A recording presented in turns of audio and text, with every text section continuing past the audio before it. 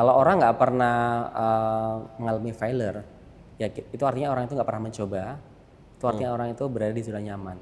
Teman SMA, teman kuliah, tetangga, teman kerja tuh banyak banget di Fatherless, Mas. Banyak banget.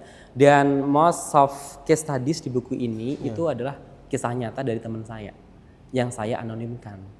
Karena saya percaya ya kalau saya cuman egois ya, saya nggak akan bisa sustain di industri kreatif ini gitu. Sekarang saya nggak mau lihat orang lain as it is ya. Saya selalu menyadari bahwasanya setiap orang adalah guru. Setiap masalah adalah pelajaran, setiap tempat adalah sekolah gitu. Dan saya pengen jadi diri sendiri yang terbaik gitu, bukan mengalahkan orang lain.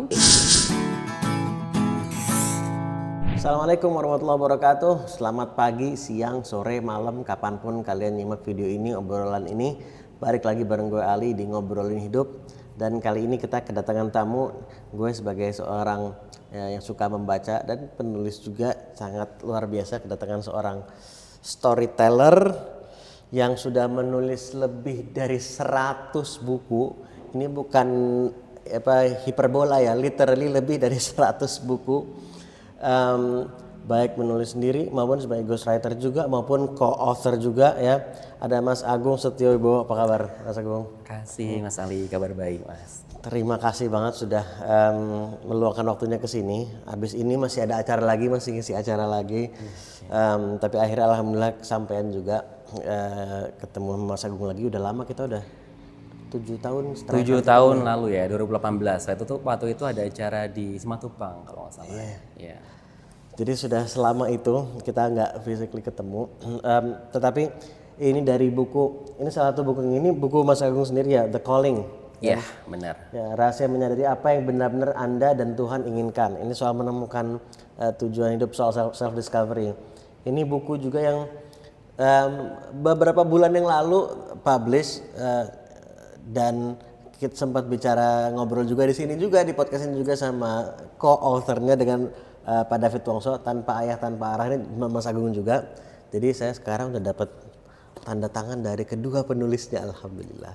Dan ini juga buku yang luar biasa banget Mas Agung, tentang fathering, tentang parenting, khususnya tentang kondisi fatherless di masyarakat kita, dan juga bagaimana pentingnya peran ayah. Dan mungkin nanti kita ngobrol sedikit juga tentang itu juga, tentang fathering juga dari perspektif Mas Agung juga. Dan ini juga ini terbit tahun 2024 ya. Yeah. Writing Heals, seni menulis untuk kesehatan mental dan kebahagiaan. Ini Mas Agung sendiri nih ya. Yeah. Mas Agung sendiri. So there are so many books. Memang full time writer jatuhnya ya. Iya, sekarang full time writer.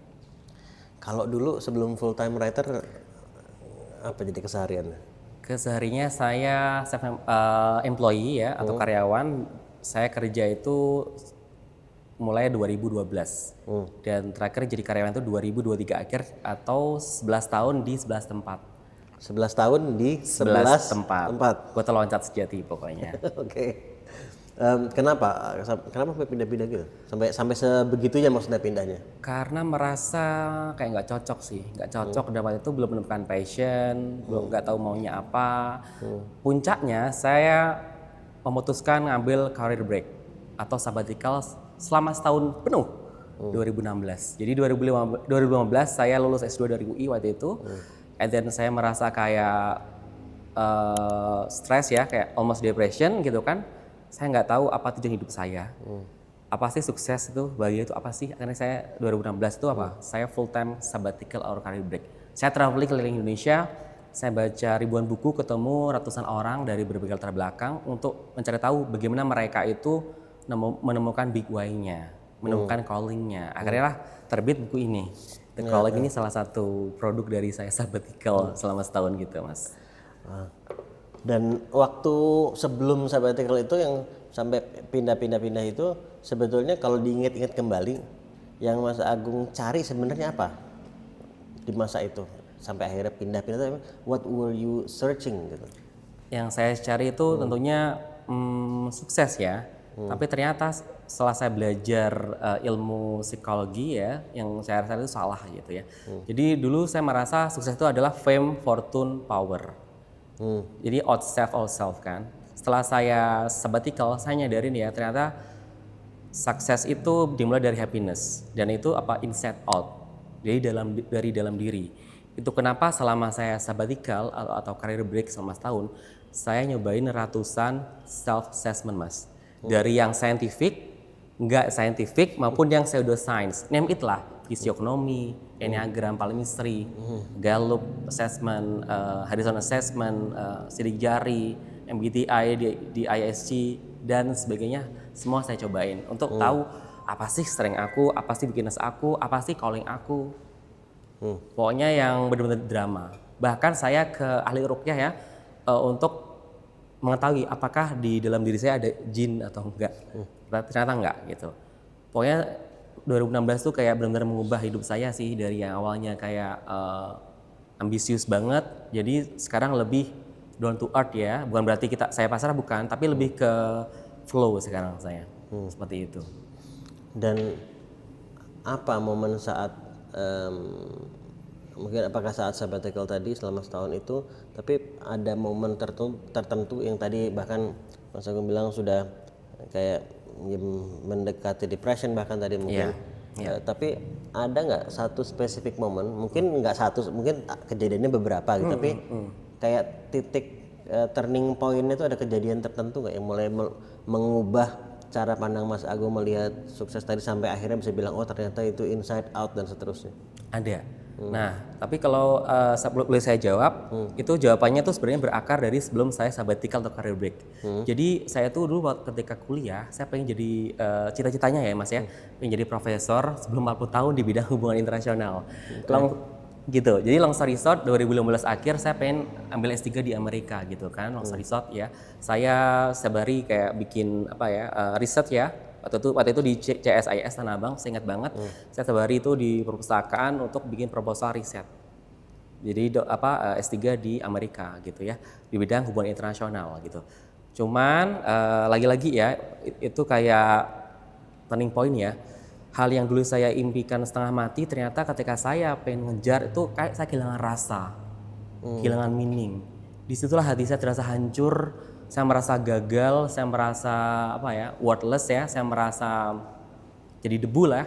Karena apa yang saya kejar setengah mati itu ternyata nggak worthless, nggak worth it gitu untuk saya kejar. Apa yang membuat Mas Agung merasa itu nggak worth it? Ada kejadian apa sampai akhirnya oh ternyata bukan ini ya, what happened? Karena saya tidak merasakan kayak joyful lagi, saya nggak merasa kayak ada meaning lagi untuk saya kejar. Dan setelah saya pelajari belakangan ya, ternyata dulu saya tuh mikirnya tuh me ya, self oriented ya. Nah akhirnya saya menerima kayak accepting myself ya, bukan berarti pasrah ya. Saya sabbatical setahun, saya ketemu banyak assessment, saya ke psikolog, saya ke life coach, saya ke hipnoterapis, saya ke konselor, saya ke ahli ruqyah untuk mencari tahu who am I tadi dan what success and happiness means for me gitu ya. Dan ternyata jawabannya adalah setelah saya ketemu ribuan orang tadi, setiap orang tuh ternyata memiliki privilege masing-masing, Mas Ali. Mereka memiliki background masing-masing, memiliki pain point masing-masing. Kalau saya beratkan hidup ini kayak galaksi ya, setiap orang tuh memiliki orbit masing-masing gitu. Dulu saya merasa insecure, merasa worthless, merasa kayak orang paling gagal di dunia karena saya merasa bandingin diri saya dengan bandingin teman-teman aku. Waktu itu saya umurnya 26, 27 something ya. Teman-teman saya udah pada diriin startup, udah ada yang S3, udah married, punya anak, udah dapat penghargaan Forbes 30 under 30 dan sebagainya. Sedangkan saya waktu itu merasa kayak nggak jelas di persimpangan. Nah sejak itu saya merasa saya harus traveling inside myself. Siapa saya, apa yang saya ingat dalam hidup gitu kan, happiness itu apa sih, fulfillment itu apa sih bagi aku gitu kan. Itu turning point banget sih. Jadi orientasi saya bergeser nih Mas Ali dari self oriented menjadi apa? Saya menjadi pribadi yang ingin mendapatkan banyak manfaat untuk orang lain. Karena bagi saya sekarang ya, happiness itu equal dengan apa? Kita serving others, kita helping others, solving problems dari orang lain gitu. Happiness bagi saya sekarang. Gitu. Selama sabbatical ada orang-orang tertentu yang paling memorable gitu, yang tadi menemui banyak orang gitu, yang mungkin punya pasti semua punya kontribusi masing-masing, tapi yang mungkin stand out buat Mas Agung yang kayak punya peran dalam mengubah cara pandang tadi itu? Nggak ada satu orang yang tunggal ya, karena tadi seperti saya bilang ya, setiap orang memiliki masa lalu masing-masing, setiap orang memiliki privilege masing-masing, pain point-nya berbeda gitu ya, sangat unik.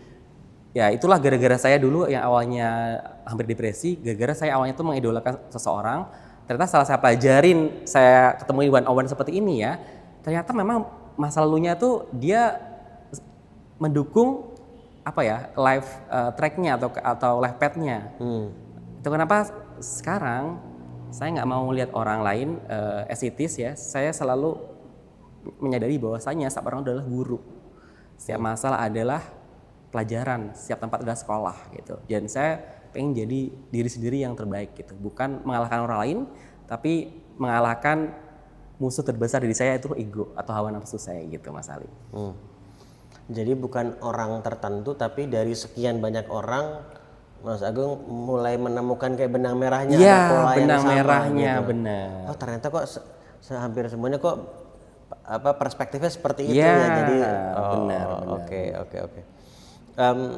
Nah tadi terus kemudian terkait dengan ego dan hawa nafsu sendiri itu seperti apa prosesnya?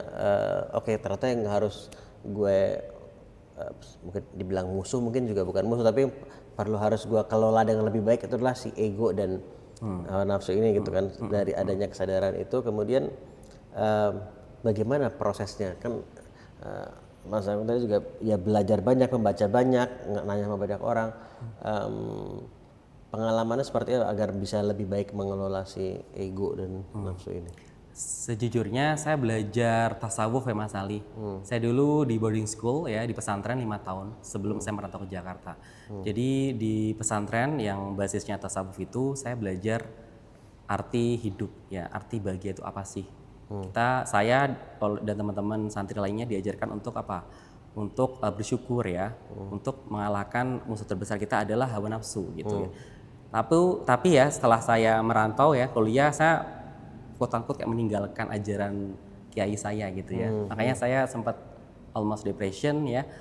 Nah ketika masa sabbatical ya, saya akhirnya kembali lagi ke ajaran yang diajarkan oleh guru saya di pesantren gitu. Jadi sebenarnya saya sudah tahu nih, cuman saya melenceng awalnya. Akhirnya saya balik lagi ke jalan yang benar lagi kayak gitu. Karena musuh terbesar adalah sebenarnya hawa nafsu gitu. Karena ya seperti kayak agama-agama lain juga ya, sebenarnya semakin kita melekat pada dunia ya, semakin kita nggak happy sih. Sebenarnya begitu. Jadi kayak ibaratnya dulu waktu di pesantren itu bahasa kasarnya tahu teorinya lah gitu. Iya, gitu benar. Tahu teorinya, kemudian setelah itu ketika ketemu dari orang ke orang itu, oh ini kayak contoh realnya dan nggak satu tapi banyak menerapkan hal apa yang dulu pernah pelajari secara teori di pesantren itu. Jadi mulai menghubungkan antara teori dengan real people-nya gitu ya. Menarik banget.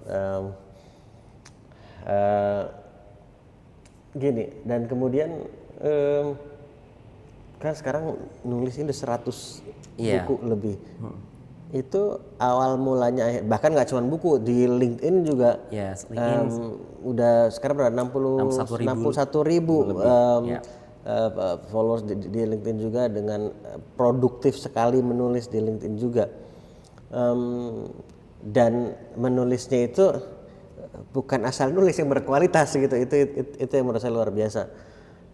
Awal menulisnya itu, mulai menulis jadi serius itu kapan? Nah sejak menemukan calling, sejak sabbatical saya selesai sabbatical 2016, terbit buku namanya Mantra Kehidupan yang dulu pernah saya kasih ke Mas Ali. Itu mulai saya menemukan ternyata ini nih jalan hidup yang akan saya tempuh ke depan. Itu yang pertama?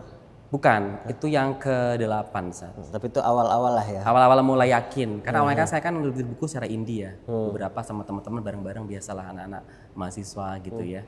Tapi sebelum buku itu ada sih buku sendiri yang indie juga. Tapi mulai buku itu Mantra Kehidupan tuh kayak jadi kayak moment of truth ya. Jadi turning point sih. Oh ternyata saya bisa ya. Nobody tapi karya saya tembus besar gitu. Jadi itu saya merasa yakin. Ini salah satu jalan hidup yang perlu saya tekuni gitu Mas Ali. Sampai sekarang. Dan sekarang sudah 100 lebih bukunya, baik yang itu tadi Mas Agung sendiri ataupun nulis bersama co-author gitu ya, maupun sebagai ghostwriter juga. Boleh cerita sedikit nggak mengenai dunia ghostwriting seperti apa sih? Di dunia ghostwriting itu nggak Bahkan, sorry, maaf Mas, saya potong. Atau mungkin buat yang belum tahu ghostwriting itu apa juga sekalian. ya. Jadi ghostwriting itu adalah proses kita ya seorang ghostwriter menuliskan buku atau tulisan dalam bentuk lain kepada klien atau orang lain. Jadi nama kita tuh nggak muncul ya di buku atau di media lain ya platformnya gitu ya. Seperti itu. Dan artinya ada seseorang yang ingin menulis tapi butuh dibantu untuk menuliskannya gitu ya. Jadi literally hanya proses menulisnya saja berarti ya. Artinya ya tentunya dengan riset dan seterusnya, tetapi bagaimana agar yang ditulis itu tetap dari kepalanya si ya orang yang namanya memang muncul itu gitu ya. Ya pokoknya tergantung kliennya sih. Klien ya, betul kliennya lah gitu ya. Ada orang yang pokoknya maunya A gitu. Jadi dia nggak punya waktu, saya rekam, kemudian saya komen dengan riset, saya narasikan, selesai. Ada juga orang yang maunya tuh sudah tahu nih outline-nya, saya tinggal narasikan ada. Dia tergantung orangnya, Mas Ali. Biasanya kalau klien-klien di dunia ghost writing ini paling banyak tema-tema tertentu nggak? Atau Random sih. Kalau tokoh-tokoh pejabat itu ya biasanya biografi. Kalau para konsultan coach ya dia apa ya pemikiran sesuai dengan kepakarannya gitu ya. Kalau para C-level atau direktur ya dia biasanya ya pemikiran yang relevan dengan expertise dia sama sih. Jadi kebanyakan tuh tentang branding, dia tuh pengen di branding atau dipresentasikan seperti apa gitu di mata jadi dunia, gitu. personal branding kliennya gitu. Ya. Ada nggak ya? Oke, temanya mungkin bisa bervariasi tentunya, tapi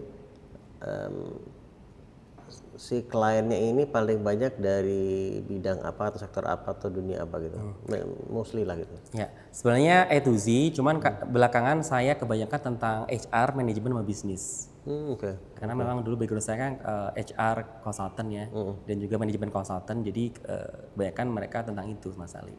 Tapi ada juga tentang filsafat ya, tentang communication, project management, dan lain-lain.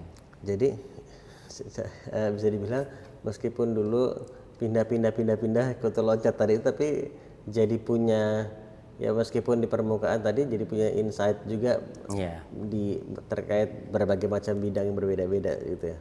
Itu membantu juga untuk penulisan sekarang. Ngebantu banget karena pada dasarnya saya kan sudah tahu di lapangan kayak apa ya, tinggal combine dengan riset-riset dari buku, dari jurnal, dari media online, sama wawancara gitu. Dan sekarang kan sejak 2023 berarti ya, sekarang udah jalan 2 tahun itu full time. Full time. Jadi udah kalau dulu masih menjalani sambil bekerja di tempat lain gitu kan. Apa yang membuat Mas Agung akhirnya memutuskan oke, gue full time aja deh, jadi menulis ini menjadikan sebagai sumber mata pencaharian utama gitu.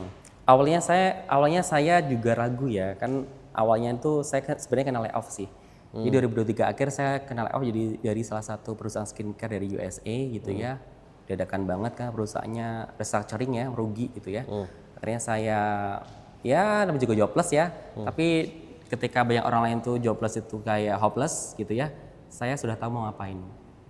Karena saya punya skill nulis gitu kan, juga ngasih pelatihan ya, saya ya sejak itu fokus ke nulis dan pelatihan ya. Jadi sekarang kegiatan saya itu 90% menulis, 10% sebagai trainer gitu Mas Ali. Awalnya awalnya ragu jujur, di bulan pertama tuh ragu gitu ya, walaupun sudah yakin tapi masih ada keraguan nih berapa persen. Dari itu saya punya ini sih nazar sih, kalau sampai setahun saya survive, saya akan go gitu, harus lanjut. Tapi kalau misalnya setahun itu saya nggak survive, saya akan balik jadi karyawan. Oh ternyata survive dan ternyata saya bisa merasakan jadi diri sendiri loh. Bisa ngatur waktu sendiri, bisa ngatur project sendiri, bisa ngatur cash flow sendiri, dan yang paling valuable itu bisa membersamai ya atau ngasuh anak saya gitu ya. Kebetulan special need child gitu ya. Dan jadi full time dan Ada rasa ragu, oke. Ada rasa ragu. Saya masih ada beberapa cabang pertanyaan yang saya mau tanya. Saya lagi memutuskan, saya minta waktu. Jadi,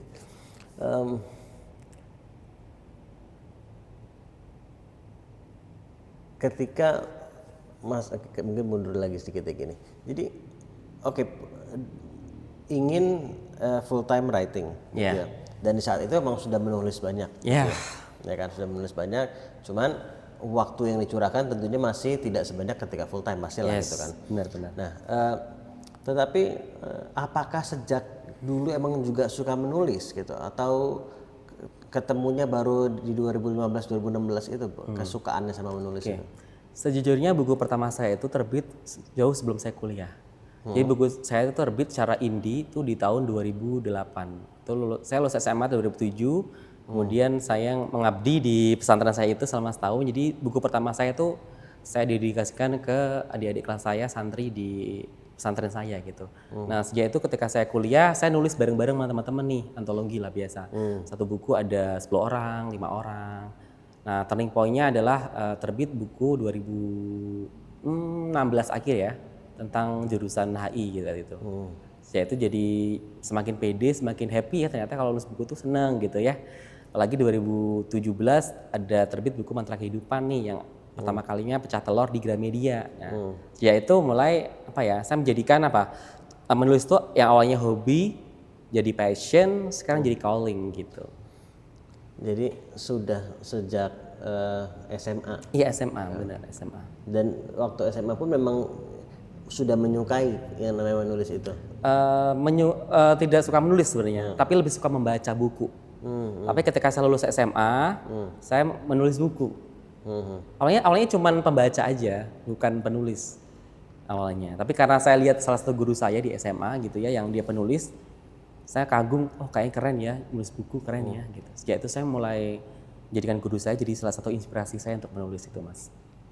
Kayaknya semua orang penulis kayaknya suka membaca deh. Saya mencoba mengingat-ingat. Seingat saya, kalau ada mungkin di komen juga silakan share. Tapi seingat saya belum tahu ada seorang penulis yang tidak suka membaca. Seingat saya, ada nggak? Atau nggak ada juga? Nggak ada. Kayaknya nggak ada ya. Iya nggak ada. Penulis yang nggak suka membaca. Oke, nah kembali ke full time writing ini sekarang. Masih ada rasa takut nggak sih sampai sekarang? Kan udah lewat setahun nih. Ya udah almost 2 years sih, Desember ini 2 tahun. Ada tapi bisa saya kendalikan gitu ya. Karena pada saat rasa takut tuh sebenarnya itu juga ada positive side-nya sih. Gitu. Kalau kita merasa nyamannya manja, kita nggak berkembang gitu. Rasa takut itu membuat saya harus berinovasi gitu kan. Saya mencari unique selling point, nyari diferensiasi dengan teman-teman saya yang di industri yang sama gitu. Jadi rasa takut itu membuat saya berpikir lebih keras, membuat saya terus belajar apa sih maunya market kan gitu. Nggak cuman mengikuti ego saya. Jangan-jangan gini, saya nggak mau saya tuh nulis karena ego. Saya pengen banget nulis itu karena saya memang ngasih value, ngasih impact atau ngasih meaning ke orang banyak. Itu saya gitu. Karena saya percaya ya kalau saya cuman egois ya, saya nggak akan bisa sustain di industri kreatif ini gitu. Dulu di masa lalu pernah nggak ada di antara begitu banyak buku yang nulisnya kayaknya itu lebih banyak ego deh kalau setelah refleksi lagi gitu? Ada beberapa ada gitu. Tapi nggak apa-apa, karena saya yakin setiap buku tuh memiliki ruh ya, memiliki karakter ya, memiliki jiwa ya, dan nggak masalah. Dan buku itu mencerminkan siapa penulisnya kan. Jadi dan saya kalau ingat masa lalu ya, saya kadang-kadang juga suka malu Mas Ali. Oh ternyata sejelek ini dulu quality narasi saya. Ya. Itu kan mencerminkan growth kita ya. Orang berubah, orang berevolusi, orang bertransformasi kan, dan dari kesalahan kita belajar gitu Mas Ali. Ya menunjukkan jadi ya kita di fase itu seperti apa gitu. Apa yang kita yakini, bagaimana kita melihat diri kita saat itu gitu. Menunjukkan bagian dari perjalanan kita juga gitu kan. Nah, dan kalau sebagian orang kan akan melihat ini ya kayak work sebagai entrepreneur lah bisa dibilang ini kan, sebagai penulis, dan kan mata pencaharian utama dari situ. Jadi saya pribadi melihat itu sebagai entrepreneur juga sebetulnya gitu. Solopreneur lebih tepatnya ya. Solopreneur, oke, ya, ya entrepreneur yang sendiri lah gitu kan, oke. Jadi dari situ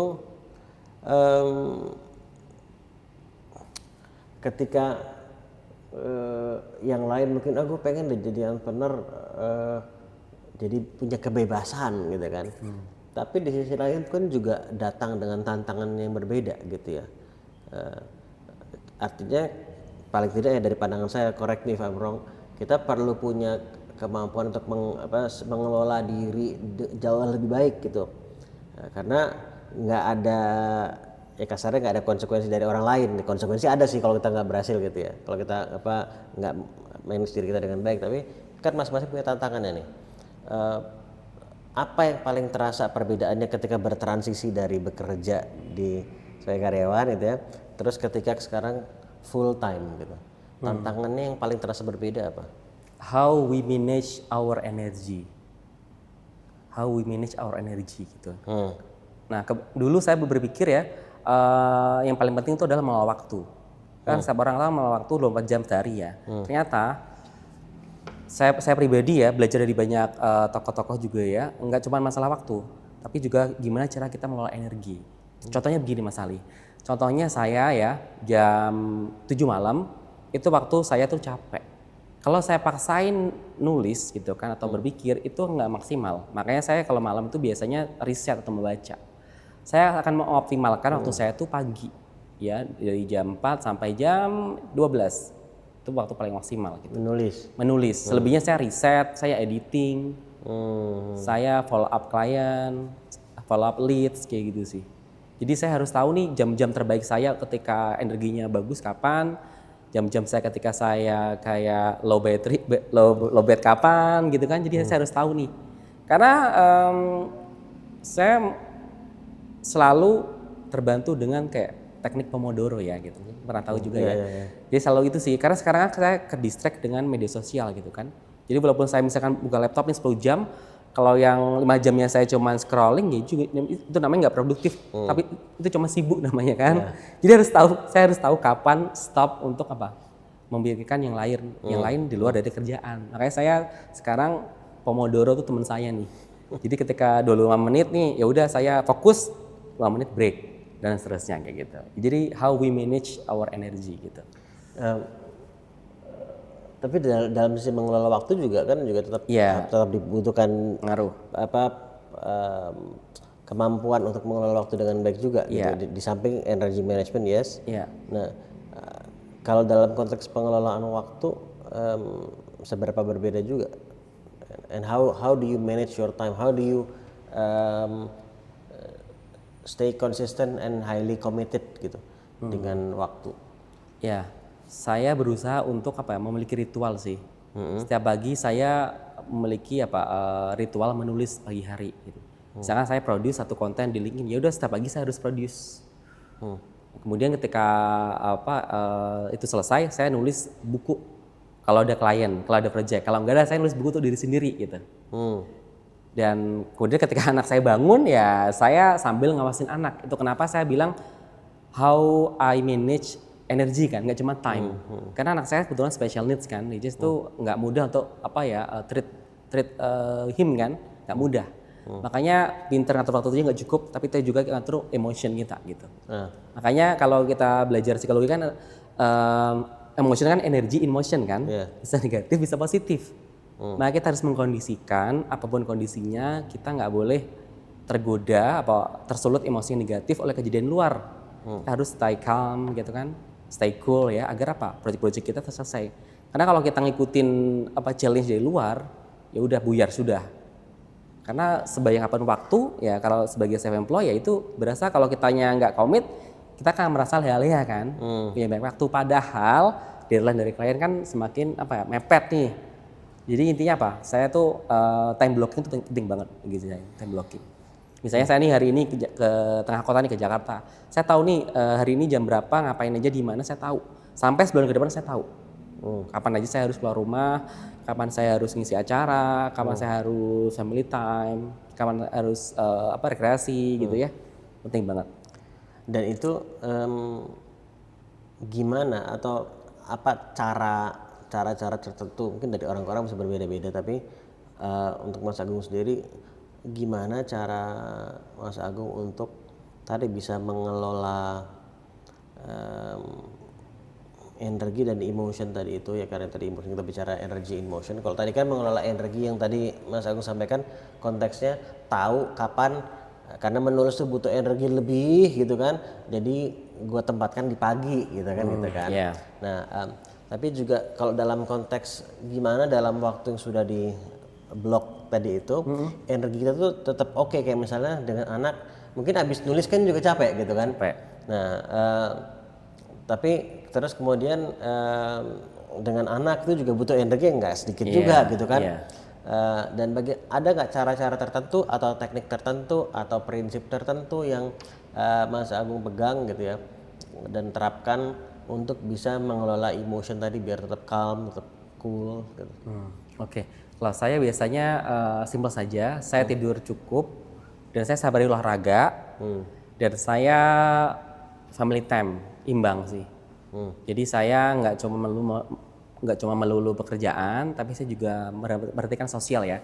Saya sabari itu jogging sama opa-opa Mas. Sabari sekitar ada 15 opa-opa di kompleks. Saya tinggal di Sawangan Depok kan masih cukup hijau ya. Jadi sabari saya bercengkrama sama mereka gitu. Itu yang buat saya tuh sekarang merasa punya meaning sih. Dari banyak opa-opa, bahkan oma-oma juga gitu kan campur.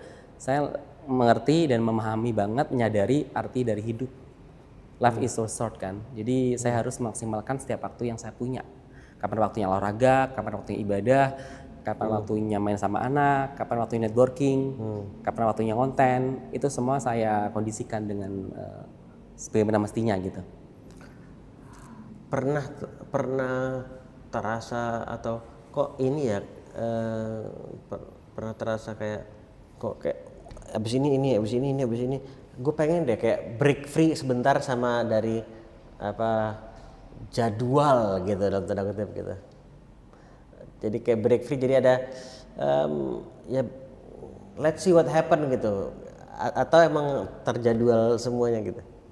Saya orangnya sebenarnya spontan sih. Makanya karena spontan sebenarnya bisa jelek bisa bagus ya tergantung mindset kita. Karena saya orangnya spontan dan random banget, makanya saya pakai scheduling atau time blocking untuk membantu saya biar nggak random. Karena kalau saya nggak ada time scheduling gitu ya, saya kan hancur kan jadwalnya kan. Makanya saya selalu time blocking. Gitu. Jadi justru time blocking ini karena sadar dengan kespontanan diri. Iya benar. Jadi justru sangat ada spontanitas itu. Banget, sangat ada. Banget. Oh, I see. Pada dasarnya saya tuh orangnya nggak mau ngatur dan nggak mau diatur. Free thinker banget. Makanya saya nggak kurang cocok karyawan kan. Karena orangnya nggak mau ngatur, nggak mau diatur. Makanya sekarang independen kan. Gitu. Oh, menarik. Nah, tapi gimana? Karena di dalam itu kan ada keinginan untuk spontanitas untuk mencoba, pengen melakukan ini, pengen melakukan itu, pengen mencoba ini. Nah, gimana ngebalance itu agar juga si spontanitasnya juga tetap hidup tuh serta degree, jangan sampai mati juga gitu. Ya, kuncinya adalah kita goal setting sih. Kita harus tahu goal kita, misalnya bulan ini ngapain, minggu ini ngapain, hari ini kita ngapain. Katakanlah saya memiliki goal-goal yang saya breakdown yang lebih kecil ya goalnya. Ketika saya sudah achieve ya udah saya bisa ngasih reward ke diri sendiri untuk waktu bebas kayak gitu Mas. Jadi kuncinya kita harus tahu goal. Itu sih kuncinya goal. Goal setting itu penting banget bagi aku. Menarik. Apa yang paling Mas Agung sukai dari proses menulis buku? Saya belajar menjadi diri sendiri sih. Itu pertama. Kedua saya belajar happy gitu. Menjadi happy tanpa syarat. Karena dari setiap buku yang saya tulis, saya jujur banyak belajar banget jadi wise. Jadi lebih insightful gitu kan. Dan khususnya saya lebih peka dengan dunia ya. Apa yang terjadi saat ini gitu. Dan ada nggak tema-tema tertentu dari buku-buku yang Mas Agung tulis yang mungkin terasa lebih impactful terhadap how you live your life gitu? Ada. Saya merasa yang gue banget itu adalah self improvement. Self improvement. Karena self improvement lah yang membantu saya tadi di masa kegelapan, quote unquote. Saya pernah career break atau sabbatical selama setahun. Saya nggak tahu tujuan hidup seperti apa. Saya ke life coach, ke hipnoterapis, ke psikolog, ke ahli ruqyah. Yang membantu saya untuk apa? Untuk heal gitu ya. Itu apa? Menulis gitu. Jadi menulis itu membuat saya tercerahkan ya, membuat saya lebih happy dan berusaha meluapkan apa yang terjadi dalam pikiran saya atau perasaan saya gitu. Makanya ini tadi buku Writing Heals ini ya. Iya benar, Writing Heals. Seni menulis untuk kesehatan mental dan kebahagiaan. Dan ini tahun 2024 ini ya? Iya. Tahun lalu. Lalu. Covernya keren. Thank you. Hijaunya ini kayak healing juga. Terasa ada efek healing. Oke, dan kalau tadi temanya self improvement ya. Kalau tadi Mas Agung bilang bahwa anak Mas Agung juga punya berkebutuhan khusus juga gitu kan ya. Benar. Dan ini buku yang ditulis bareng Pak David Wongso ini Tanpa Ayah Tanpa Arah, ini kita bicara soal, ini buku bagus banget juga. Saya sebagai saya mau bilang anak muda kayak nggak tahu diri aja, anak muda ya masih muda lah, 42 tahun, hampir 42 tahun. Tetapi artinya saya juga sebagai seorang ayah, tapi saya juga anak saya baru umur 3 tahun. Jadi kan beberapa tahun lalu saya juga masih belum sebagai orang tua gitu ya. Dan tapi melihat kondisi fatherless ini menjadi isu yang luar biasa serius, dan bahkan sekarang kalau nggak salah angkanya itu di Indonesia itu 1 dari 5 anak itu fatherless gitu kondisinya di Indonesia gitu, dari Kompas kalau nggak salah. Jadi ini buku yang bukan hanya sangat bagus menurut saya, tapi sangat penting.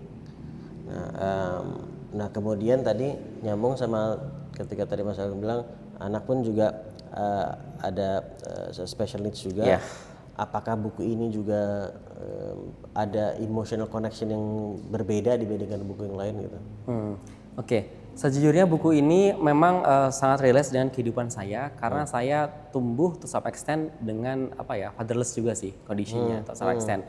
Tapi bedanya waktu itu orang tua saya memang kerja keras ya dari kampung gitu kan.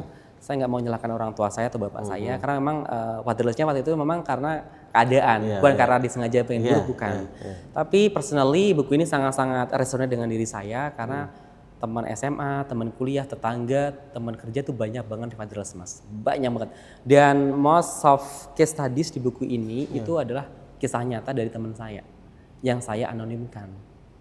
Orang-orang yang tinggal satu asrama dengan saya, satu kosan dulu di waktu perkuliahan di SMA satu asrama di pondok, itu banyak fatherless. Akhirnya sekarang name it lah, mohon maaf ya, LGBT gitu kan.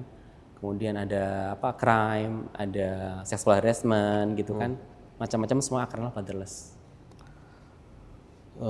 Karena saya juga dua-duanya sih, baik Mas Agung maupun Pak David, meskipun bentuknya tulisan tapi kayak sometimes kita bisa merasakan yang menulis itu dari hati gitu. Iya. Gitu. Kadang ada buku-buku yang saya merasa ini nulisnya dari hati banget gitu. Gitu loh. Bukan yang lain nggak bagus ya, cuman buku-buku lain nggak bagus, tapi artinya ada buku-buku tertentu, buku si A, buku si B semua bagus gitu. Tapi ada buku-buku tertentu di mana kayaknya ini menulisnya tuh kita frekuensi bisa dapat gitu energinya gitu kan. Dan ini salah satu buku yang menurut saya baik Mas Agung maupun Pak David juga sepertinya menulisnya dari hati, as someone who yang benar-benar punya concern juga dan punya pengalaman juga ataupun punya concern serius gitu. So saya ini ngomong ini saya mau thank you aja untuk buku ini.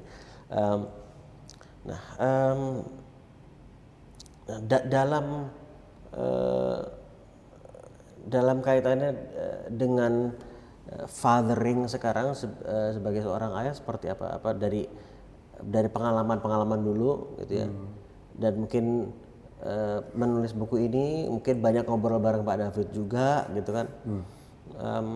Seberapa itu juga berdampak terhadap gimana Mas Agung as a father juga? Ya tentunya ketika saya menulis buku tentang fatherless, saya belajar fathering dong. Dari teman-teman yang saya anggap senior, dari buku, dari dengerin podcast. dan dia juga dari ayah saya dulu mengasuh saya gitu. Jadi saya maunya ya menjadi ayah yang baik. Walaupun memang lebih mudah diucapkan daripada dipraktekkan. Gitu kan. Karena sekarang kita hidup di era internet ya. Gadget itu mendominasi banyak anak muda Indonesia gitu kan. Makanya salah satu trik saya untuk menjadi father yang baik adalah saya mengalokasikan ya family time, bonding time dengan anak gitu setiap hari. Saya menyomin anak, itu saya mandiin anak, ngajak main anak, boboin anak gitu ya. Saya lakuin itu semuanya gitu. Walaupun saya sadarin memang saya bukan ayah yang sempurna ya. Saya belajar dari kesalahan-kesalahan gitu ya, dan saya sangat percaya bahwasanya setiap orang tuh memiliki luka gitu, memiliki inner child yang belum terselesaikan, dan saya nggak mau anak saya nanti mewarisi luka dari saya yang belum sembuh gitu, yang belum terselesaikan gitu ya. Jadi ketika saya mengasuh anak ya, saya seperti ngaca ke diri sendiri gitu kan. Apakah saya sudah menjadi pribadi yang baik atau belum? Kayak gitu Mas Ali.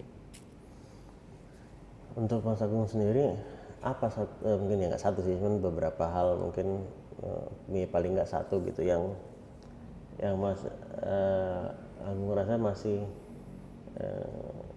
challenging gitu dalam konteks ingin diimprove gitu. Dari si pribadi ya? Iya, if you don't mind me asking them. Oke. Kalau saya itu orangnya kurang disiplin sejujurnya, kurang disiplin. Makanya Setelah cerita tadi time blocking. iya, untungnya saya punya istri yang kebalikan ya, engineer ya, dia sangat disiplin, kebalikan dengan saya. Makanya saya bersyukur juga punya istri yang memang punya sifat kebalikan dengan diri saya gitu. Makanya saya menggunakan tools atau cara-cara terbaik agar apa? Agar saya lebih disiplin dengan waktu gitu kan, dengan mengelola energi gitu kan, dengan goal yang belum saya capai gitu ya. Karena kalau enggak saya akan going nowhere gitu Mas Ali. Karena sekarang kita kan distracted dengan media sosial kan. Setiap orang mungkin berlomba untuk nyari validasi, menampilkan yang terbaik gitu kan, atau mungkin FOMO dan sebagainya gitu kan. Kalau saya nggak memiliki goal yang jelas ya, saya kan nggak akan kemana-mana gitu. Jadi kuncinya adalah kita harus tahu goal kita apa, kita harus tahu prioritas gitu kan, dan kita harus tahu diri gitu kan. Apa sih yang kita capai tahun ini, bulan ini, minggu ini, hari ini, kita harus tahu. Apa dia dari goals atau mungkin impian lah gitu yang masih di sana yang ingin dicapai gitu. Oke. Salah satunya adalah saya ingin mendirikan institut sendiri gitu kan, institut gitu kan yang bisa mewadahi anak-anak special needs kan, agar mereka bisa mendapatkan pendidikan gitu kan, pelatihan atau bimbingan yang terbaik dari para pakar gitu. Karena di Indonesia sendiri kebijakannya pemerintah itu belum terlalu pro special needs child kan. Banyak sekolah-sekolah yang memiliki special needs child program itu hanya di kota-kota besar. Itu pun nggak merata. Kalaupun ada itu mahal. Jadi selama ini teman-teman di luar sana, para orang tua di kota-kota yang kecil ya, itu juga mereka cukup sulit ya mendapatkan akses gitu ya ke para terapis kan, dokter spesialis anak, psikolog gitu ya, itu masih terbatas ya, belum sebagus Jabodetabek. Bahkan di Jabodetabek pun itu belum merata juga kan, sekolah-sekolah yang mungkin inklusif kan, untuk anak-anak yang berkebutuhan khusus. Makanya itu salah satu mimpi saya yang belum tercapai itu Mas Ali. Mungkin jadi sambil dari sini sambil terus tentunya menjalankan, siapa tahu ada yang dengerin juga punya misi yang selaras juga kan. Dan iya sih, menurut saya juga merasa itu juga sesuatu yang bukannya nggak ada yang ngurusin, tapi masih sangat-sangat kurang gitu ya. Masih sangat-sangat kurang dibandingkan kebutuhannya gitu ya. Sehingga kemerataannya pun sebetulnya bahkan pendidikan yang umum pun masih sangat tidak merata gitu kan. Jadi kebutuhannya jadi seakan-akan gitu ya, bukannya terabaikan tapi seakan-akan jadi terabaikan gitu, padahal kebutuhannya is real gitu di depan mata gitu. I see. Kemudian setelah perjalanan naik turun tadi semua ini, Mas Agung, dan tadi Mas Agung bilang kalau dulu itu waktu sebelum akhirnya sabbatical itu, sebelum break setahun itu, kayak salah satu yang membuat Mas Agung sampai tadi hampir depresi itu kayak kepengen sukses, tapi sukses itu apa sih gitu kan. Sehingga pandangan dulu tentang sukses itu ternyata kok malah membuat gue jadi merasa kayak begini gitu. Nah setelah menjalani itu semua sekarang, how do you see success? Success is a journey, not a destination, Mas Ali. Jadi itu adalah perjalanan yang itu kayak hedonic treadmill ya konsepnya kalau mungkin di barat ya. Jadi sukses itu perjalanan ya. Kalau kita sudah achieve something, kita akan merasa kurang. Itulah kenapa kalau kita pengen happy, kita harus menikmati proses atau perjalanan itu gitu. Itulah kenapa kalau sukses bagi saya adalah ketika saya mengoptimalkan waktu atau kesempatan yang diberikan Tuhan kepada diri saya untuk ngasih value atau manfaat ke orang banyak. Itu definisi sukses versi saya gitu. Dengan definisi itu, ya meskipun saya nggak berhak bilang lu sukses atau nggak sukses gitu ya. Iya. Tapi kalau boleh saya mau bilang you are very successful karena yang dari karya-karya Mas Agung ya values tadi itu luar biasa tersebar kemana-mana gitu. Insya Allah gitu. Nah, kalau melihat failure seperti apa? How do you see failure? Failure itu bagian dari kita bertumbuh sih. Kalau orang nggak pernah mengalami failure, ya itu artinya orang itu nggak pernah mencoba. Itu artinya orang itu berada di zona nyaman. Jadi kalau saya melihat failure, itu menurut aku sebuah proses agar diri kita itu terbentuk sih. Kan mungkin ada istilah terbentur ya. Terbentuk. Iya. Makanya kita harus coba banyak hal, gagal di banyak hal nggak apa-apa, salah di banyak hal nggak apa-apa. Dari semua gagal dan salah itu quote-unquote ya, kita jadi tahu kita tuh seperti apa, maunya apa, dan sebaiknya seperti apa. Gitu. Jadi kegagalan itu adalah sesuatu yang harus kita lewati sih. Karena tanpa itu kita nggak tahu diri kita sebaik apa dan sejauh mana kita berproses gitu Mas Ali. Buat mereka yang masih dalam proses pencarian gitu, menemukan purpose-nya, life purpose-nya atau trying to understand, memahami gitu diri sendiri gitu. Ada saran nggak dari Mas Agung? Oke, sarannya cukup simpel gitu ya. Coba tanyakan ke teman-teman diri sendiri sih, apa sih mimpi teman-teman dari masa kecil yang belum tercapai. Kedua, ini yang paling menurut aku paling berkesan ya. Kalau misalkan teman-teman dikasih kesempatan hidup dan gak pernah gagal gitu ya, teman-teman ingin jadi hero atau pahlawan di bidang apa? Apakah teman-teman ingin menciptakan lapangan pekerjaan yang kepada pengangguran? Apakah ingin jadi pejuang HAM, pejuang lingkungan, pejuang literasi gitu kan, politik atau apa? Itu sih, sesimpel itu. Kalau yang lainnya gitu, ya mulai pertanyaan itu. Buat mereka yang ingin menulis tapi masih merasa kayak tulisan gue nggak bagus deh itu, ada nggak saran buat teman-teman kan anak muda juga yang nggak hanya anak-anak muda, mungkin yang lebih tua pun yang baru ingin mulai menulis tapi kayaknya gue udah ketuaan ya gitu. Anybody who wants to write tapi masih punya rasa takut gitu, ada saran nggak? Oke, sarannya itu sudah saya tuliskan di buku saya sebelumnya, judulnya Write First. Itu ada di Gramedia Digital, terbit beberapa tahun lalu, judulnya Write First. Ya, mungkin kalau teman-teman tahu logo Nike dulu itu just do it ya. Kalau saya tuh just write it. Kenapa write first?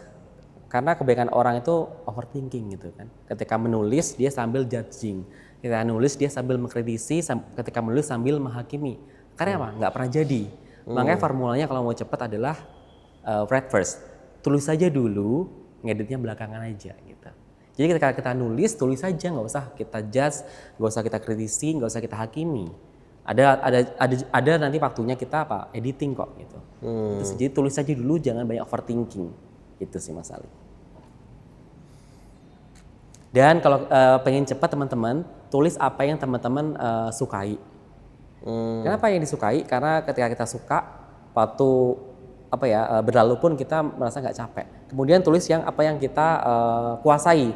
Karena apa yang kita kuasai itu mencerminkan apa? Kepakaran kita, pengalaman kita, gitu kan. Kemudian apa? Tulis apa yang dibutuhkan pasar, gitu kan.